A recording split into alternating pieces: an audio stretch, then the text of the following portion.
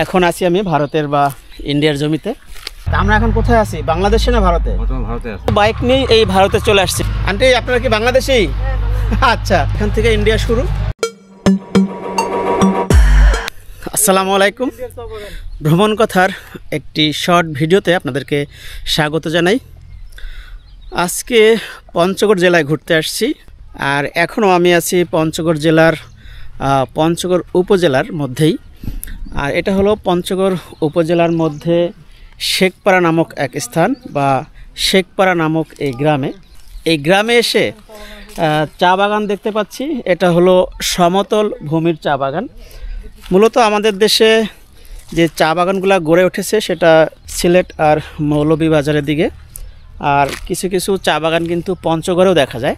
তো এই পঞ্চগড়ে ঘুরতে এসে চা বাগান দেখতে পেলাম, কিন্তু এর একটা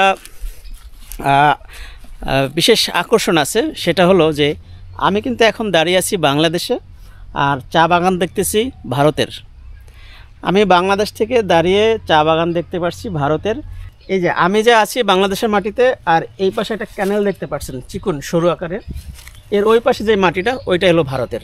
তো এখন আমি ভারতের মাটিতে যাব এবং ওই চা বাগান কিন্তু ভারতেরই, আমি ওইগুলো দেখব।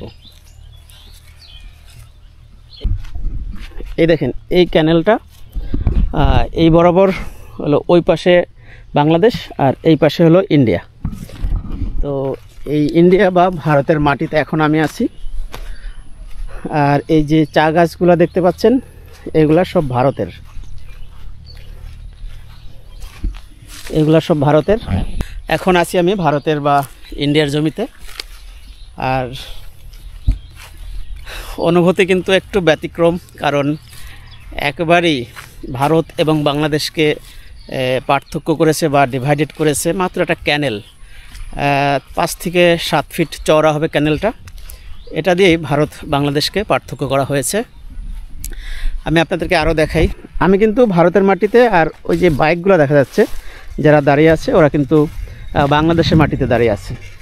বাংলাদেশ এবং ভারতের যে সীমারেখা আছে, সীমারেখা থেকে আমরা 5 হাত ভিতরে, আর ওই পাশে হলো ইন্ডিয়া বা ভারত।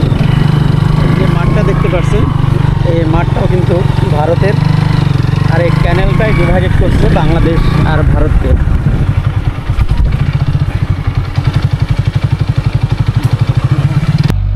যে ভারত আর বাংলাদেশের একটা সীমানা এখানে। তা আমরা এখন কোথায় আছি? বাংলাদেশে না ভারতে? ভারতে আছি। এখনো ভারতে আছি। আপনি কি ভারতের? আমি ভারতে আছি। আপনি ভারতে আছেন, কিন্তু আপনার বাড়ি কি ভারতে? না, বাংলাদেশে না? ও, তাহলে আমরা ভারতে আসলাম কিভাবে?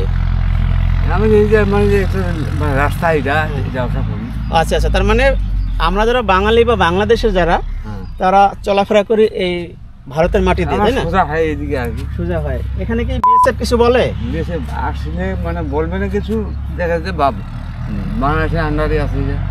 ও আচ্ছা আচ্ছা, আসলে কিছু বলে না, বাট আপনারা চলাফেরা করতে পারেন, কিন্তু ওরা চাইলে কিছু বলতেও পারে। আচ্ছা, তো আপনি কি করেন? আমি কৃষি করি। কৃষি করেন না? বেগুনের চারা? আচ্ছা আচ্ছা। তো আপনাদের কাছ থেকে জানলাম যে এটা আসলে বাংলাদেশের সীমানা, যে আমরা যেতে পারতেছি কি না এরকম আর কি। আচ্ছা ঠিক আছে, ওকে। ভারত আর বাংলাদেশের সীমানার মাঝখানে যে নোম্যান্স ল্যান্ড থাকে, সেই নোম্যান্স ল্যান্ড নির্ধারকের যে পিলার থাকে, সেই পিলার থেকে আমি ভিতরে আছি প্রায় 150 মিটার মতো। আমি এখন বাইকে উঠবো এবং আপনাদেরকে দেখাবো। তার মানে আমরা কিন্তু বাইক নিয়েই এই ভারতে চলে আসছি বাংলাদেশ থেকে। আর এখানে আশেপাশে যা দেখতে পাচ্ছেন, এক চাচি গরুকে ঘাস খাওয়াচ্ছে, এটাও কিন্তু উনি ভারতের মাটিতে যেয়ে এই ঘাস খাওয়াচ্ছে, এবং উনি কিন্তু বাংলাদেশি। সামনে যে আপনাদেরকে নোম্যান্স ল্যান্ড নির্ধারক যে পিলার আছে সেটা দেখাচ্ছি।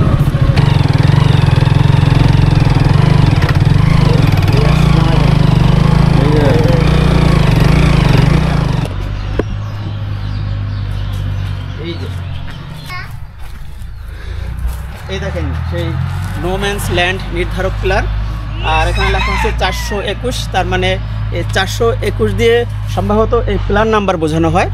আর নিচে স্পষ্ট করে লেখা আছে ইন্ডিয়া, তার মানে এর ভিতর থেকে ইন্ডিয়া শুরু, এখান থেকে ইন্ডিয়া শুরু। আর পিলারের এই পাশে গেলে আমি চলে আসবো বাংলাদেশে। আর এখানেও সেই সেম পিলার নাম্বার, আর এখানে স্পষ্ট করে বাংলাদেশ বাংলা অক্ষরে লেখা আছে। তার মানে এই পাশটা বাংলাদেশের আন্টি আপনারা কি বাংলাদেশি? আচ্ছা, বাড়ি তো বাংলাদেশের মধ্যে, আর কাস্টম ইন্ডিয়াতে। ওই ছাগল গরু কাদের? বাংলাদেশের ছাগল গরু ইন্ডিয়াতে। বিএসএফ কিছু বলে? বিএসএফ কিছু বলে এসে? গরুটার উপর নিয়ে যায় না তোরা? যদি না লারে কিংবা চাপাতা না লারে তাহলে কিছু বলে না। ও আচ্ছা আচ্ছা, আপনারা যদি গরু ছাগল ওর ভিতরে নিয়ে যান, কিন্তু যদি ওনাদের কোনো ক্ষয়ক্ষতি না করেন ওনারা কিছু বলে না। ওকে ওকে, তো বেশ ভালো। তো এখানে কি কোনো ঘটনা ঘটে এরকম যে বিএসএফ কাউকে মানে মারছে বা ধরে নিয়ে গেছে, এরকম কোনো ঘটনা ঘটছে? অনেকদিন আগে অনেকদিন আগে ঘটেছিল, এখন আর ঘটে না। তো যাক, বেশ ভালো। তাহলে আমরা একটু সামনে যাই, আমরা সামনে যাই দেখি।